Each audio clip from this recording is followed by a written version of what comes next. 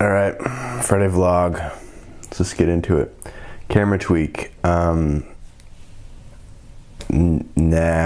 just trying to make it passable today. Well, I think I'm crooked. I don't know. Who knows? Did I write? Yes, but nothing. It's just in the writer's room that I'm in, so I can't talk about it. But we're just breaking stuff, so nothing specific. Did I read? Yeah, I'm working through an unpublished novel that somebody sent me.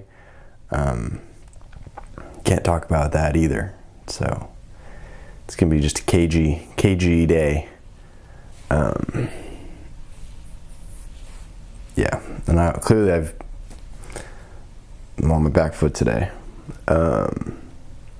Did I watch stuff? Yes. So I'm still working on The Crown. I think I'm end of season 1, I think. I can only survive one episode at a time at this point, just because it's like watching a movie where you have to know you have the whole time to watch it. That's sort of where I'm at.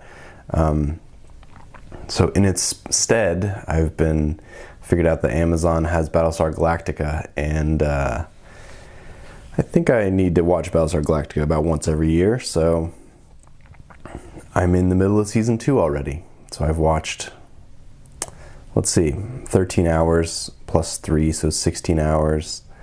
Plus another 6.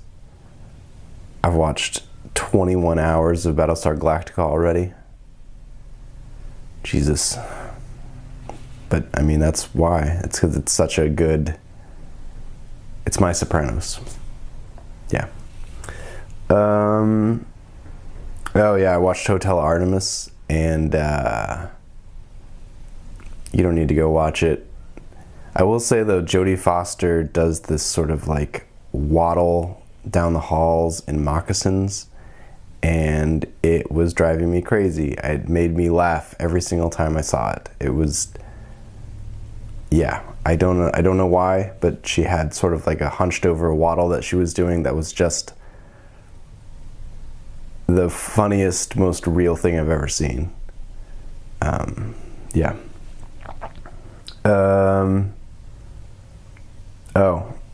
I'm still working out my kick of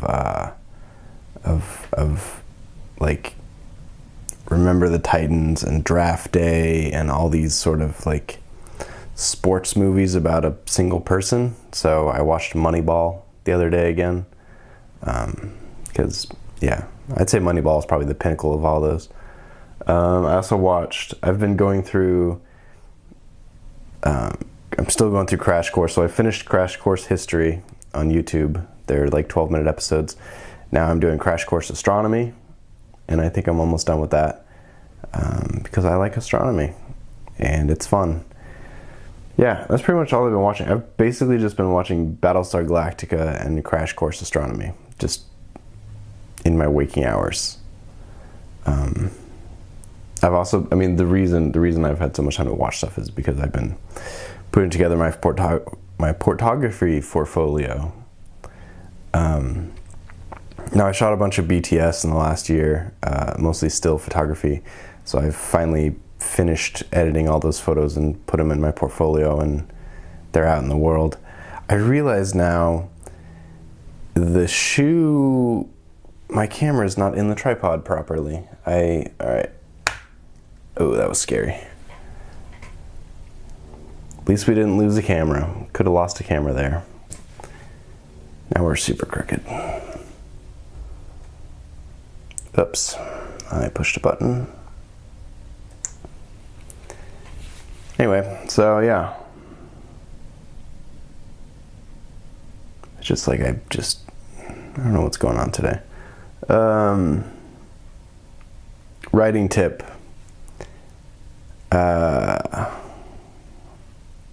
Come on, brain. This sucks. Come on. Writing tip. Take your script, read your script, find the weakest scene, and be real with yourself. There's a weakest scene. Take that scene out and really go through it and make it your strongest scene. Like really, really dive into it and treat it like its own film and really, really just make it incredible. And then put it back in your script and realize that now it's your strongest scene and you have to go through all the other scenes and at least get them to resonate with your now strongest scene. Writing tip. So I've found that when I'm being honest, I can definitely find the weakest scene is the scene I don't want to write, and it tends to be out of fear because I know it's important.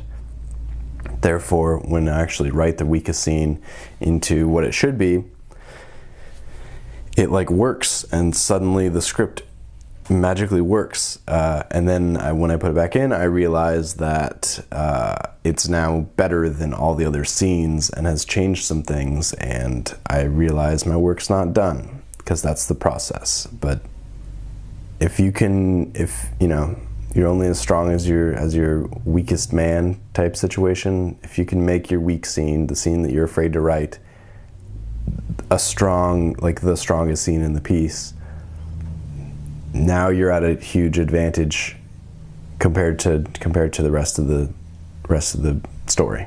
So, box office. I got 3 out of 5. I got Ocean's 8 right. I got Solo right. I got Hereditary wrong because it was Deadpool. I got Adrift wrong because it was Hereditary, and I got Avengers right. So I got 3 out of 5. This week, Incredibles 2 is coming out, and apparently it's going to make $160 million. I don't think it's going to make nearly that much money, but what do I know? So, Incredibles 2, Ocean's 8, which I've been trying to see, and it just hasn't happened.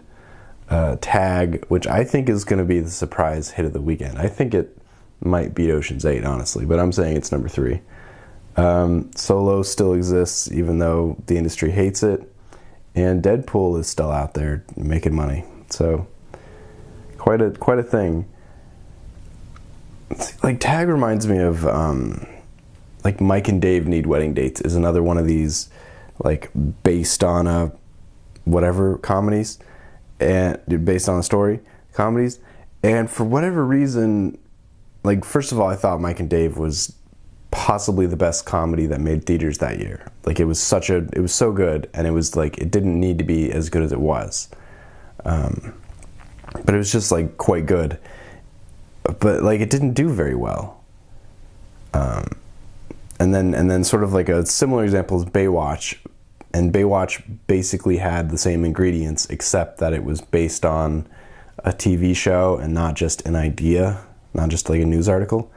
And Baywatch did incredibly bad, which I don't feel bad about, because although I heard it was good, I don't care to watch anything that's Baywatch. Like, it's weird that these sort of like, the logic, you know, at least the way I understand it, the industry logic is like, if it's an existing property, like a book or a news article, or pretty much anything can be an existing property at this point. If people know about it in sort of the broadest terms, in that means the studios or whoever is making it thinks that there's already a built-in audience to watch it. I don't know if I believe that logic as fully as the way they treat it, but by that logic, these sort of like based on a true story ideas should do gangbusters, and at least in comedies they don't.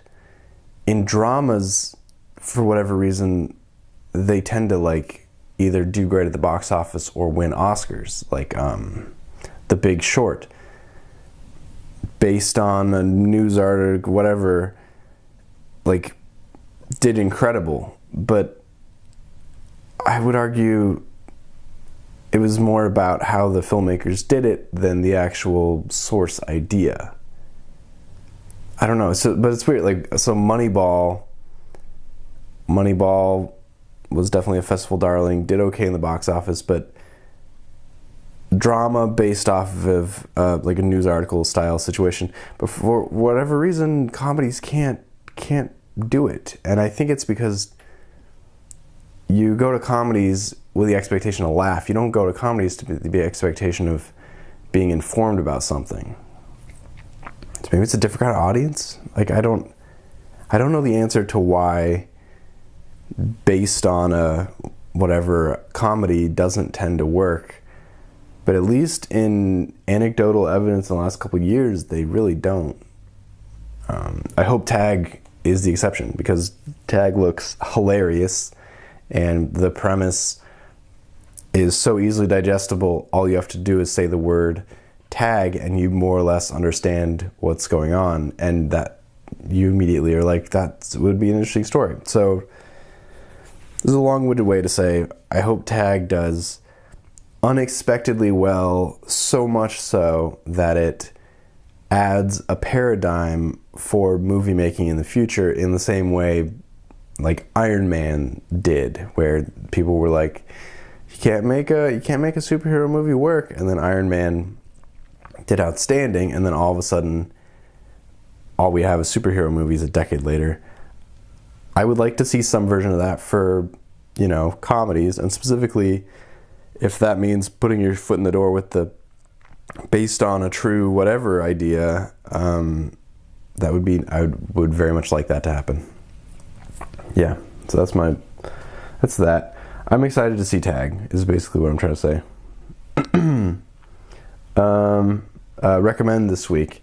This is a feature film. I believe it's on Netflix.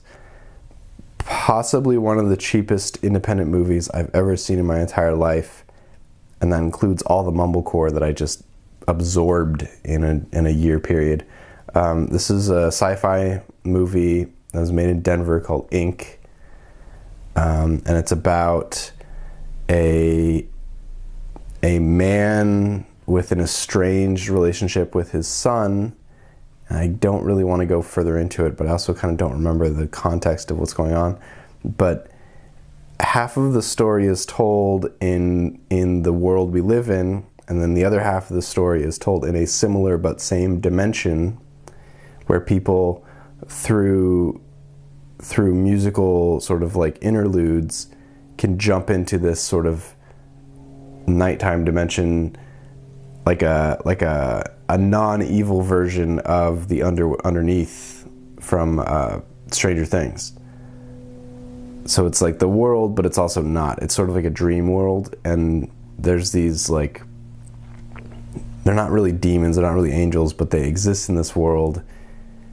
Oh, and that's right. See, now it took me a while to figure it out. They exist in this world, and they're the shepherds of dreams. So there's some demons that create nightmares, and that's kind of their thing. And they walk the world, they walk the land, but they also, when they find a sleeping child, they make nightmares. And there's some that make good dreams, if you want to call them that.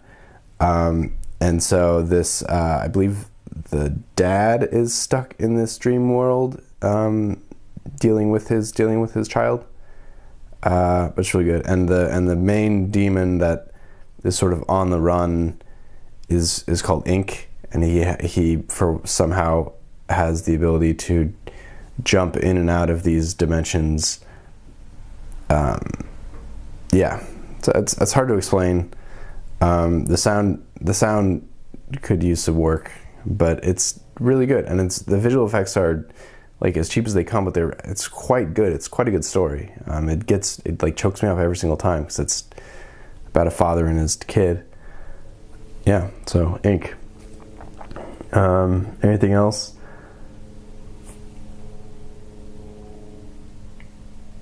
I learned that I have a giant 8 terabyte like external hard drive, and I learned that if you take it apart, it's just a hard drive, and you can put it into a computer. It's not special. I don't know what to do with that, but yeah. So, do some writing. Bye.